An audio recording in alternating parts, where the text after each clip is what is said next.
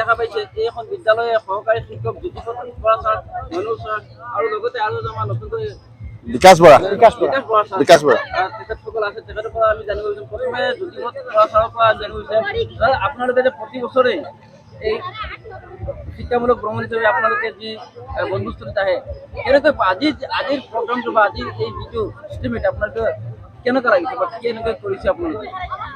হয়, আমি প্ৰত্যেক বছৰৰ দৰে এইবাৰো আমি নলাপাৰ উচ্চ মাধ্যমিক বিদ্যালয়ৰ পৰা প্ৰায় 110জনীয়া ছাত্ৰ দল আৰু লগতে আমাৰ শিক্ষাগুৰুসকল আছে, তেওঁলোকক লৈ আমি চাপানলা জলপ্ৰপাত দৰ্শন কৰিব আহিছোঁ। আৰু আমি সঁচাকৈ ভাল লাগিছে। আজি আমাৰ ছাত্ৰ ছাত্ৰীসকলেও বিশেষকৈ যথেষ্টখিনি আমাক সহায় কৰিছে। আমাৰ কথা ছাৰসকলৰ কথা শুনি ইমান ধুনীয়াকৈ নিয়াৰিকৈ গোটেইখিনি কাম কৰি গৈছে, গতিকে তেওঁলোককো ধন্যবাদ দিছোঁ।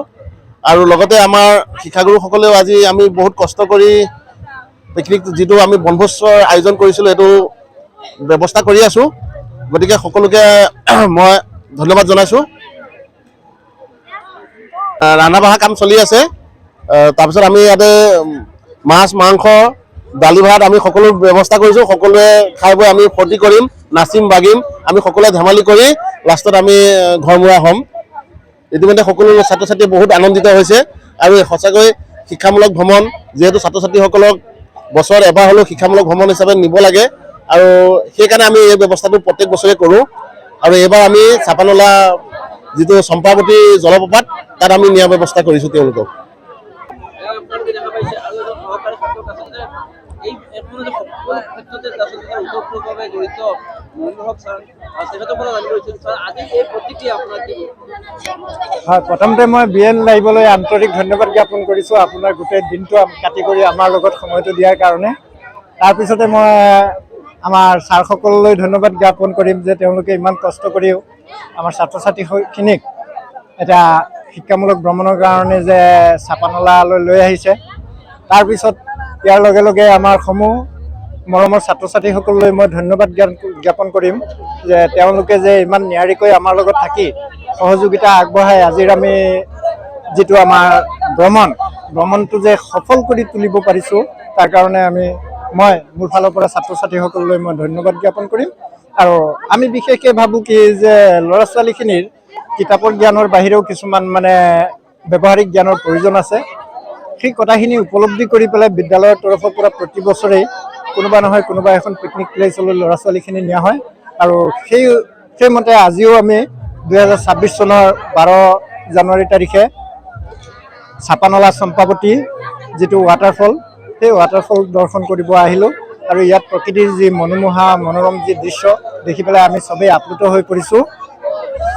এতিয়া আমি খোৱা বোৱাৰ অন্তত সকলোৱে আকৌ আনন্দ মনেৰে ঘৰলৈ উভতি যাম বুলি আশা কৰিছোঁ।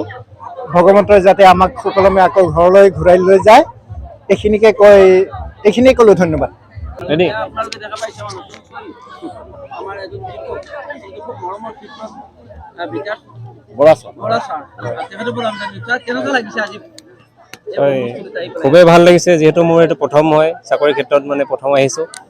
আজি প্ৰথম জইন হৈ আজি প্ৰথম নতুন বৰ্ষ হিচাপে আমি ছাত্ৰ ছাত্ৰীসকলক লৈ এই চম্পাৱতী ৱাটাৰফললৈ আহিবলৈ পাই খুবেই ভাল লাগিছে। আচলতে কি হয়, ছাত্ৰ ছাত্ৰীসকল সদায় পাঠ্যপুথিৰ লগতে ব্যস্ত হৈ থাকে, তাৰ লগতে প্ৰকৃতিৰ লগতো আমি সংযোগ হ'ব লাগে। ছাত্ৰ ছাত্ৰীক শিকাব লাগে যে কেনেদৰে প্ৰকৃতিৰ লগত আমি মিলি চলিব লাগে। তাৰে এটা উদাহৰণস্বৰূপে আজি আমি চম্পাৱতী ৱাটাৰফললৈ আহিছোঁ। ছাত্ৰ ছাত্ৰীসকলে ইয়াৰ পৰা বহুত শিকিবলগীয়া আছে, আৰু তেওঁলোকে আজি পৰিভ্ৰমণ কৰি বহুতো কথা শিকিছে।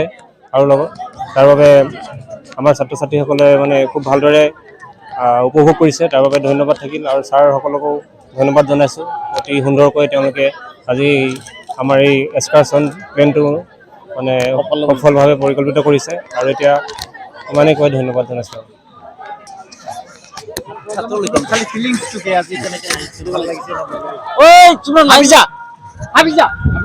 কেনেকুৱা লাগিছে আৰু কৈ দিবা খালি।